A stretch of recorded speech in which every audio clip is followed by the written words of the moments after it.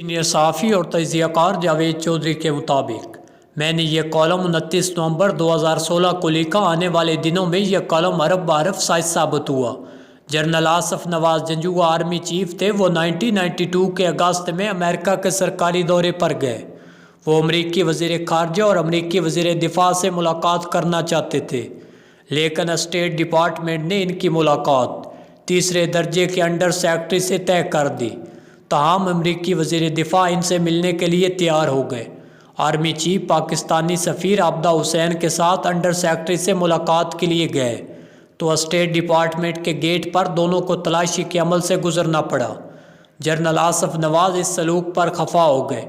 سفیر نے بڑی مشکل سے انہیں یقین دلایا یہ امریکہ میں معمول ہے، یہ لوگ تمام لوگوں کی تلاشی لیتے ہیں، لیکن جنرل نے اسے اپنی توہین سمجھا۔ یہ لوگ لفٹ کے ذریعے انڈر سیکرٹری کے دفتر پہنچے۔ مہمانوں کا استقبال ایک سابق سفیر نے کیا، یہ انہیں انڈر سیکرٹری کے پاس لے گیا۔ انڈر سیکرٹری نے ٹھنڈے انداز سے ان کا استقبال کیا۔ جنرل آصف نواز اور سفیر عابدہ حسین کو صوفے پر بٹھا دیا اور خود کرسی پر بیٹھا رہا۔ گفتگو شروع ہونے سے پہلے خلاف توقع اسٹیٹ ڈپارٹمنٹ کی بجلی چلی گئی۔ انڈر سیکرٹری نے دراز سے ٹارچ نکالی۔ وہ اسے میز پر سیٹ کرنے کی کوشش کرنے لگا۔ وہ ناکام ہو گیا تو جنرل آصف نواز اپنی جگہ سے اٹھے، ٹارچ لی اور اسے میز پر درست زاویے پر کھڑا کر دیا۔ انڈر سیکرٹری نے اس کے بعد پاکستان کے نیوکلیئر پروگرام اور دہشت گردی پر سوال اٹھائے، اور یوں یہ ملاقات چائے اور کافی کے بغیر ختم ہو گئی۔ سفیر اور آرمی چیف اس کے بعد پینٹاگون گئے۔ پینٹاگون میں آرمی چیف کے ساتھی جنرل سردار علی کو ویٹنگ روم میں بٹھا دیا گیا۔ سفیر اور آرمی چیف کو وزیر دفاع کے پاس لے جایا گیا۔ جنرل آصف نواز نے ڈک چینی کو افغانستان کی صورتحال پر بریفنگ دی۔ ڈک چینی سنتے رہے۔ جب آرمی چیف خاموش ہوئے تو ڈک چینی نے کہا، کیا میں جنرل کے ساتھ تنہائی میں بات کر سکتا ہوں؟ جنرل آصف نواز نے سفیر عابدہ حسین کو باہر جانے کا اشارہ کر دیا۔ سفیر باہر آ گئی۔ چند منٹ بعد دروازہ کھلا۔ ڈک چینی اور جنرل آصف نواز باہر آ گئے۔ عابدہ حسین کے بقول جنرل آصف کافی خوش دکھائی دے رہے تھے۔ سفیر نے اس رات آرمی چیف کو اپنی رہائش گاہ پر ڈنر دے رکھا تھا۔ ڈنر کے بعد آصف نواز نے عابدہ حسین سے پوچھا، کیا آپ اندازہ کر سکتی ہیں ڈک چینی نے مجھ سے کیا کہا ہوگا؟ عابدہ حسین نے اپنی کتاب میں اس واقعے کا حوالہ دیتے ہوئے لکھا، میں نے جواب دیا ڈک چینی نے آپ سے کہا ہوگا، فوج اگر حکومت پر قبضہ کر کے نیوکلیئر پروگرام کو ریڈ لائن سے پیچھے لے جائے تو ہم مارشل لا پر خاموش رہیں گے۔ عابدہ حسین کے بقول جنرل آصف نواز نے میری آبزرویشن کی داد دی اور کہا، ہاں ڈک چینی نے مجھ سے یہی کہا تھا، لیکن میں نے جواب دیا فوج اقتدار پر قبضے کے موڈ میں بالکل نہیں۔ جنرل نے اس کے بعد کہا، لیکن نواز شریف ملک کے لیے ناگزیر نہیں ہے۔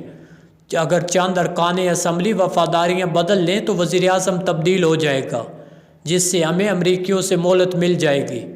جنرل آصف نواز جنجوعہ پاکستان آئے۔ فوج اور حکومت کے درمیان اختلافات میں تیزی آ گئی۔ دسمبر 1992 میں عابدہ حسین پاکستان آئی۔ آرمی چیف نے انہیں فخر امام کے ساتھ ڈنر پر بلایا۔ دونوں میاں بیوی کو بتایا، میں نے میاں نواز شریف کو ہٹا کر بلخ شیر مزاری کو وزیر اعظم بنانے کا فیصلہ کر لیا۔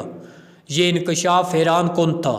یہ دونوں خاموش رہے۔ نواز شریف اور آصف نواز کی یہ چپکلش بڑھتی رہی، لیکن کسی حتمی نتیجے سے پہلے 8 جنوری 1993 کو جنرل آصف نواز کو ہارٹ اٹیک ہوا۔ وہ انتقال کر گئے۔ حکومت نے اطمینان کا سانس لیا۔ جنرل آصف نواز کے بعد جنرل فرق خان سینئر تھے۔ وہ چیف آف جنرل سٹاف تھے۔ صدر اسحاق خان انہیں آرمی چیف بنانا چاہتے تھے، لیکن میاں صاحبان corps commander Lahore lieutenant general Muhammad Ashraf کو چیف بنوانا چاہتے تھے۔ صدر اور وزیر اعظم کے تعلقات ٹھیک نہیں تھے، لہٰذا میاں شہباز شریف اور چودھری نثار نے عابدہ حسین کو واشنگٹن سے بلایا۔ انہیں جنرل اشرف کی لابنگ کے لیے صدر کے پاس بھجوا دیا، لیکن صدر نے صاف جواب دے دیا۔ چودھری نثار بعد ازاں خود صدر کے ساتھ انگیج ہوئے۔ دونوں جنرل عبدالوحید کاکڑ کے نام پر متفق ہو گئے۔ نیا آرمی چیف آ گیا، لیکن صدر اور وزیر اعظم کے درمیان اختلافات قائم رہے۔ یہ اختلافات اپریل 1993 میں عروج پر پہنچ گئے۔ جنرل خالد مقبول اس وقت بریگیڈیئر تھے۔ یہ امریکہ میں ڈیفنس اتاشی تھے۔ عابدہ حسین نے ان سے کہا، آپ امریکیوں سے ٹو لگاؤ، یہ اسلام آباد کے واقعات کو کیسے دیکھتے ہیں؟ بریگیڈیئر خالد مقبول نے چند گھنٹے بعد سفیر کو بتایا، حکومت کے پاس 3-4 روز سے زیادہ وقت نہیں، سفیر نے اپنا سامان باندھنا شروع کر دیا۔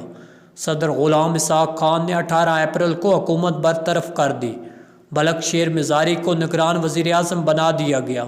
نواز شریف سپریم کورٹ چلے گئے۔ سپریم کورٹ نے 26 مئی 1993 کو حکومت بحال کر دی، لیکن اس بار جنرل عبدالوحید کاکڑ آگے بڑھے۔ انہوں نے غلام اسحاق خان اور نواز شریف دونوں کو فارغ کر دیا۔ الیکشن ہوئے، میاں نواز شریف الیکشن جیت رہے تھے، لیکن یہ ہار گئے اور بے نظیر بھٹو وزیر اعظم بن گئی۔ آپ کمال دیکھیے، نواز شریف کو فارغ کرنے کا اشارہ امریکی وزیر دفاع نے دیا۔ بلخ شیر مزاری کو وزیر اعظم بنانے کا فیصلہ جنرل آصف نواز نے کیا۔ وہ انتقال کر گئے۔ میاں برادران نے ان کی جگہ عبدالوحید کاکڑ کو آرمی چیف بنوایا، لیکن ان تمام تبدیلیوں کے باوجود میاں نواز شریف فارغ ہوئے۔ بلخ شیر مزاری وزیر اعظم بنے۔ یہ کیا ثابت کرتا ہے؟ یہ ثابت کرتا ہے چہرے بدلنے سے فیصلے تبدیل نہیں ہوتے۔ اگر سپریم کورٹ بھی فیصلوں کے راستے میں حائل ہو جائے تو بھی فیصلہ رہتا ہے۔ آپ دیکھ لیجئے، میاں نواز شریف کو اس وقت ہٹانے کا فیصلہ امریکہ نے کیا۔ فوج نے اس فیصلے پر عمل درآمد کی یقین دہانی کرائی، لہٰذا کرداروں کی تبدیلی کے باوجود وہی ہوا جس کا فیصلہ ہو چکا تھا، اور اس فیصلے کو امپلیمنٹ کرانے کے لیے وزیر اعظم بھی امریکہ نے فراہم کیا۔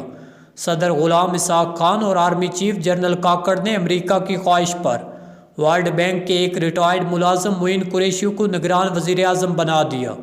معین قریشی کو پاکستانی پاسپورٹ اور شیروانی اس وقت پیش کی گئی جب وہ وزارت عظمیٰ کا حلف لینے کے لیے خصوصی طیارے میں سوار ہو چکے تھے۔ معین قریشی نے الیکشن کرائے، میاں نواز شریف کو اقتدار کے ایوانوں سے آؤٹ کیا، پاکستانی پاسپورٹ اور شیروانی واپس کی اور امریکہ واپس لوٹ گئے۔ اگر آپ آج کے حالات کا تقابل 1993 کے واقعات سے کریں تو آپ کو ان میں مثلث ملے گی۔ امریکہ پاکستان میں سول ملٹری اختلافات اور میاں نواز شریف کی جگہ عمران خان، تینوں زاویے اپنی اپنی جگہ موجود ہیں۔ اس وقت امریکہ نواز شریف سے خوش بھی نہیں تھا۔ اس کی وجوہات چند بڑی تھی۔ میاں نواز شریف 1990 سے پاکستان کو سینٹرل ایشیا سے جوڑنا چاہتے تھے۔ انہوں نے سینٹرل ایشیا کو پاکستان سے جوڑنے کے لیے 1919 میں موٹر وے کی بنیاد رکھی۔ یہ 1997 میں سینٹرل ایشیا کی ریاستوں سے معاہدے کرنے لگے۔ یہ امریکہ کے دونوں دشمنوں چین اور روس کو گوادر میں جمع کر رہے تھے۔ یہ امریکہ کے لیے قابل قبول نہیں تھا۔ دوسری وجہ سول ملٹری اختلافات تھے۔ میاں نواز شریف اس وقت فوج کے ساتھ اور فوج میاں نواز شریف کے ساتھ کبھی کمفرٹیبل نہیں رہی، اور مستقبل میں آپ دیکھیں اس کا کیا چانس بنتا ہے۔ میاں نواز شریف کو ان کی قسمت مسلسل بچاتی رہی۔